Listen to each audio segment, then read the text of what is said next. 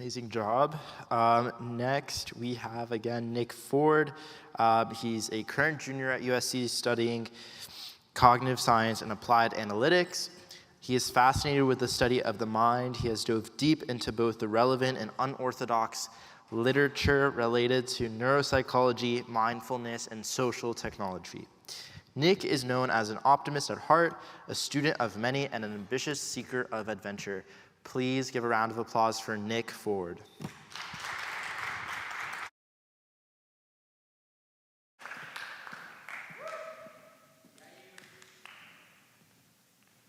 All right. Good evening, everybody. I want you to think about the last thing you watched on Netflix, or HBO, or Hulu. We don't discriminate here. And I want you to envision where you were and what it was you were really doing. Just a few nights ago, I was watching The Social Network. It's this movie about Mark Zuckerberg and the creation of Facebook. And I just got totally engrossed in the plot. I got to peer into the thoughts and emotions of Mark, or maybe lack thereof. And I got to glimpse into his path to success and all the other people he affected. And while I was watching that movie, what I was not thinking about was my physical relationship to the TV. Right, a good movie, when you're actually paying attention, tends to eliminate this perception of self. You just totally lose awareness of what it is you were really doing. And that's a fair dynamic, right? Because you're in this situation where you just have absolutely zero chance of ever being noticed yourself. Right? Think about this. Mark Zuckerberg does not know I'm just staring at him. I'm watching him speak. I'm looking at his every move. And I'm just sitting back on the couch, stuffing my face with popcorn. I'm just entirely disregarded. And that's a fair thing, because when we think about movies, you know, it's so enticing to us that we don't ever become implicated ourselves. We're just free of personal judgment and self-concern. Now, I've noticed that this exact dynamic happens all the time on social media. Right? You can sit scrolling through your feed, or for that matter, someone else's profile, and you can remain completely anonymous as you look at someone's 2015 prom photos. You can look through the album of someone's life, and they will have absolutely zero idea they occupied your mind. And look, there's an obvious criticism here to film, right? Social media is this interactive network where you communicate with people, right? I can't just talk to the TV. But even if you're going through your feed, sporadically commenting, or maybe you're a binge double tapper, right, there still remains this gap of self-reflection. Right, for all, and I'm talking all of the content on your feed, you don't sit dwelling on what each person thinks about your double tap. Right? That thought hardly crosses your mind ever. You're often just on to the next piece of content, right? Post after post after post, until you finally awake from that TikTok wormhole and you just have no idea where your 3 hours went. Right, so here's the paradox of this. As you transition away from being this mindless, selfless consumer, you can also be bombarded by all the engagement of your own content.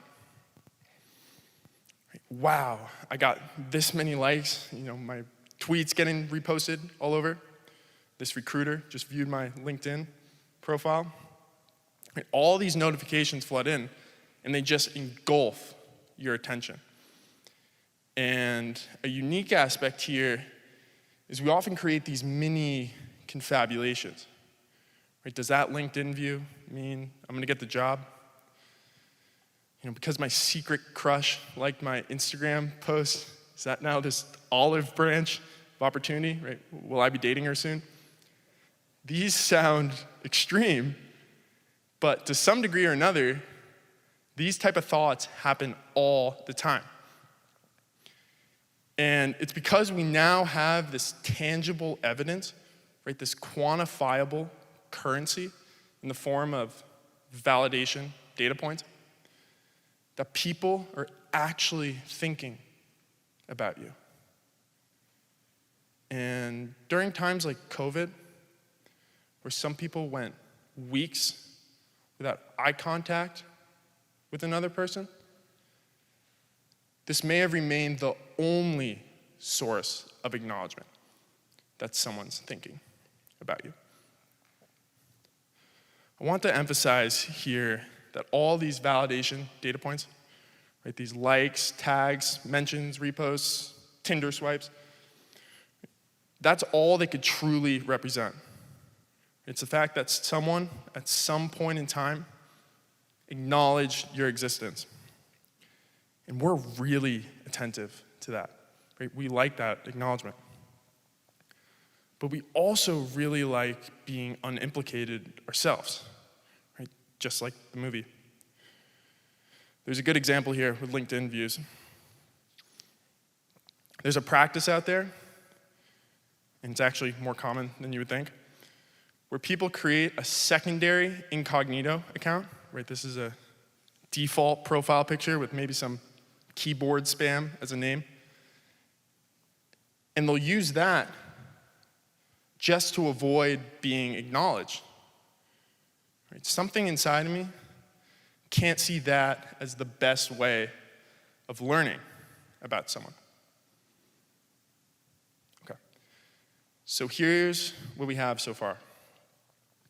We have this world of content. You behind your phone as this siloed spectator, and this other engagement feed where all of a sudden you're the celebrity, right? How is it possible to feel like both an invisible viewer and a naked object of attention at the same time? Right? This paradox, this never happens in real life. Do you all, at this moment, feel like you're invisible? I personally do not feel like I was invisible. And a real interaction with someone, right, a real dialogue with others, it's not invisible. It is reciprocal, it is emotional, and it bears real implications. I want this talk, if anything, to serve as a thinking point, because I don't think there's any real cemented solution out here. Some people fray away from social media entirely. Others, like Joe Rogan, they just make a pledge never to read their comments. But whatever the solution may be out there, a growing cognizance, right, a growing understanding of how this attentional dynamic works, that might just be a real starting point.